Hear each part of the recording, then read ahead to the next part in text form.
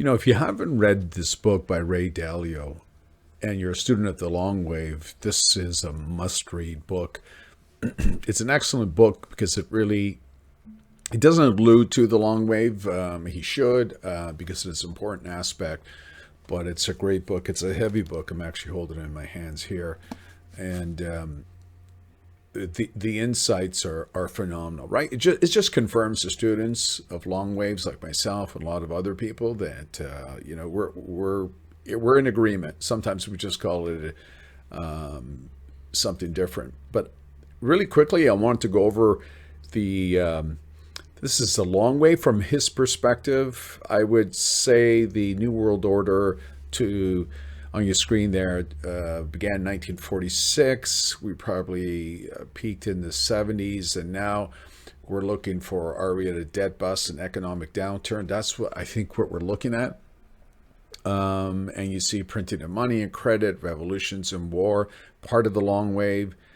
This is all creative destruction until New World Order, and Kondrativ would actually allude that to the cleansing, right? Now, I believe, according to the cycles there, if you notice on the chart really quickly, 46 is the beginning of the long wave. Halfway through the monetary wave started in 1982. And this is a reference to his book. And I want to read this as you take a look at this, because he has 4 areas, and I think it's really important to hear the monetary wave and his interpretation. He calls it something else. He calls it stage 4, where people in their countries are poor and still think of themselves as rich. In this stage, debts rise relative to income. The psychological shift from behind this leveraging up occurs because the people who lived through the first 2 stages have died off. That's my parents' age. And they're not concerned. They don't really believe, hey, there's not a problem leveraging up. There's not going to be any issues. The government will have our back. Central banks will have our back. So usually in this part of the stage, people are actually leveraging up, and you're getting to the points of balance sheets are deteriorating. Governments are running twin deficits, and there's an enormous amount of leveraging. And what happens at this point, and he gets into stage 5, is people in their countries are poor and think themselves as poor. And this is a stage described in stage 4, but this is after the bubbles burst and the deleveraging starts, private debts, and so forth. We're not there yet. I believe globally it will be starting probably next year, and simply because the amount of leverage, especially in real estate, is gigantic. Now, students of long wave, Schumpeter talked about the Great Depression was so bad because 3 cycles were turning down. The long wave, as I have alluded to, peaked in the 70s. It was rising from 46 and peaked to 72, 78. We had rapid economic growth, real income, rise in real wages, moderate home prices. Stocks were in a bear market, but real estate was still rising. Women were entered the workforce, so it was a great time for the global economy, even though it was overheating from inflation. And again, it's really the demographic surge that caused that.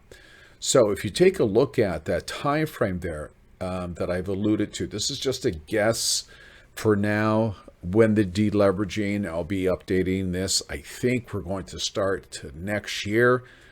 And this is where all that leverage that we built up since about 82 will start to reverse, and the asset prices with it. And these are very politically cause a lot of upheaval, of course. And then once the debt is clean, purged, erased, bankrupted, restructured, then a new cycle starts up and can create the 5th wave, and that is the decentralized renaissance. So, but coming back to, again, like I said before, it's a phenomenal book. I highly recommend it. Like I said, I'm using this screen here. It's just so detailed. What I'm really quickly, what I'm also doing on the YouTube channel, I'll be reviewing each book so you can pick up some insights of the impact and what to expect. Because what I'm trying to do here is not get emotionally caught up into as bad as things are going to get and as good as things are going to get, is be rational, have indicators we take advantage of. Society made this mistake. We can't do anything about it. We can protect our family and our loved ones, but we can do some things about creating and fostering the environment of Kondratyev's fifth wave, which is decentralized, and that's where the productivity is going and wealth will come from. There is no other way. Big government days are ending here, so that's the only avenue, because we can't fix the demographics. We'll fix the debt structure. But what do we have control as a society? And that is the technology, and where do we focus the economy? Cut taxes dramatically and focuses on technology that empower you, which is the decentralized renaissance. Or else we become a third world country. That's a pretty clear option, and I'll get more into that in the future. Okay, I'm trying to keep these short, to the point, informative, and insightful. We'll talk again.